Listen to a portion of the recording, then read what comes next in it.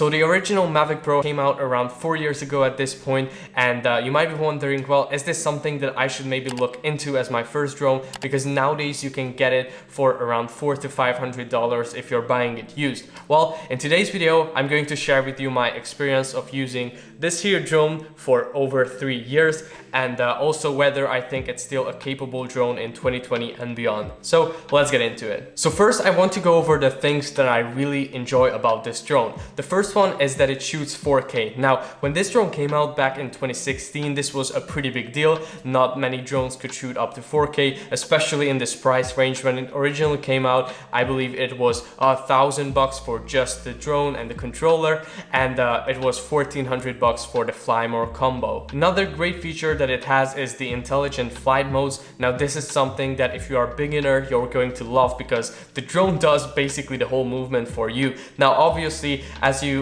progress, you want to stop using those as much as you can and become like a really good drone pilot. But for the beginning, you're gonna be able to get some amazing smooth and cinematic shots using these intelligent flight modes. It can literally like track you and follow you. It can orbit around you, and it can do a bunch of different cool movements. It also has a bunch of different safety sensors. So if you're a beginner, you're not likely to crash this drone unless you're flying like a maniac and going through trees like Sam Colder style. But yeah, for most beginners, this is going to be a very safe drone to fly because you're not likely to crash it. It's really good at avoiding obstacles and such, but the only thing it doesn't have is a back sensor. So you can back into trees and stuff like that. I've done that a couple of times, so just make sure you're very safe when you're going backwards. But other than that, you will have a pretty good sense of security, especially if you're paying attention to what you're doing as well. It also has a really good radius, in my opinion. You can go to a pretty far range. It goes actually up to 4.5 miles for you American people, and 7 kilometers. And I've never went that far with it yet, because then you're really stretching the time limit. But I've been to around 4 kilometers away from me, and it didn't really have any issues with that. The battery life and the flight times are pretty decent as well. It's 27 minutes, but if it's pretty windy or anything like that, then it goes down to around 25 to 23 in my experience. But overall, it's very usable, and if you get a couple of these extra batteries, then you won't really have any issue with battery life from my experience. The customizability is another awesome thing about this drone. You can change all the different buttons on your computer, or how fast the gimbal tilts, or all the different camera settings like the shutter speed, white balance.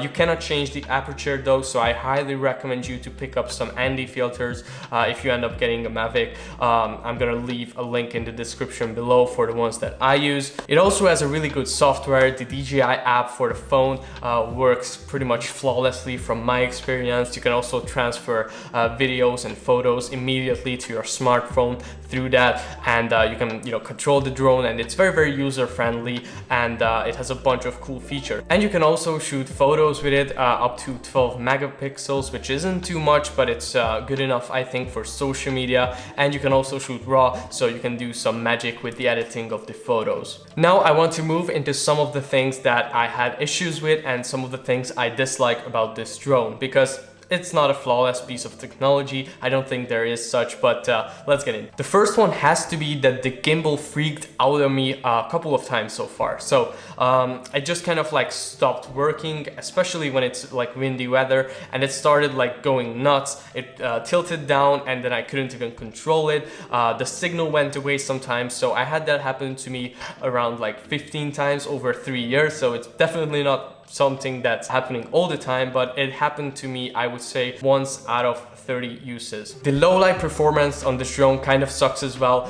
The footage is usually going to be pretty grainy and just muddy from my experience. So if you're planning to shoot a lot at night or in dark settings, then that's something to keep in mind. You might want to look into the Mavic Pro 2, which has like an upgraded camera, the Hasselblad one, which is a lot better. So I will leave a link for both of these drones in the description below, so check that out if you want to pick up one of those. And last but not least, the 96 frames per second slow motion feature at 1080p just sucks. It just doesn't look good from my experience. It doesn't have much detail, it looks muddy, and it's just not something that I would use a lot in any sort of like cinematic films or anything like that. So if you want to shoot some like slow motion waves on the beach or anything like that, then I would say you should probably look into the Mavic Pro 2 again, because that has a lot better slow motion feature, and they improved it a lot basically. The build quality of the drone and the controller is actually surprisingly high. It's, you know, made out of plastic, but it's very solid. I never had anything break on it, and I haven't babied it, so like I carried it around a lot in like my camera bag. It was tossed around and it fell a couple of times, and never really had any issues with it.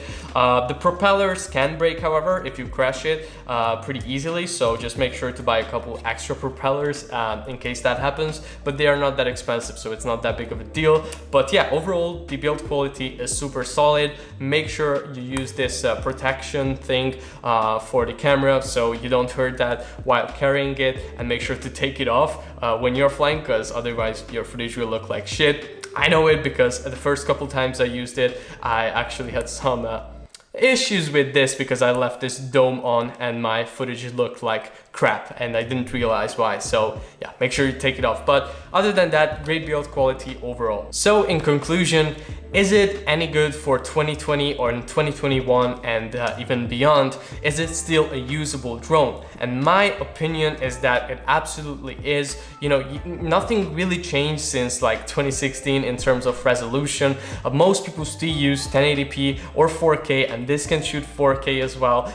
The footage looks really good, especially if you have enough light. So I couldn't really think of any reasons why it wouldn't be usable. Now, of course, they have improved it slightly with each new drone that they put out, but I don't think that those improvements are that significant that if you're just looking to get into the drone scene, you should pay 3 times more than this for the newest one if you don't have a big budget. So if you only have like $500 to spend on a drone, I think a used Mavic is actually a really good idea. You're not really gonna find any better drones than this for $400 that can shoot that much better video and have more amazing features. So I would say if you are tight on budget and you can't really go for the newest drone, then this is a pretty good option. Hope you guys enjoyed this quick review and my experience with the Mavic Pro. I've flown this thing like thousands of kilometers. I've took some awesome pictures and videos with it.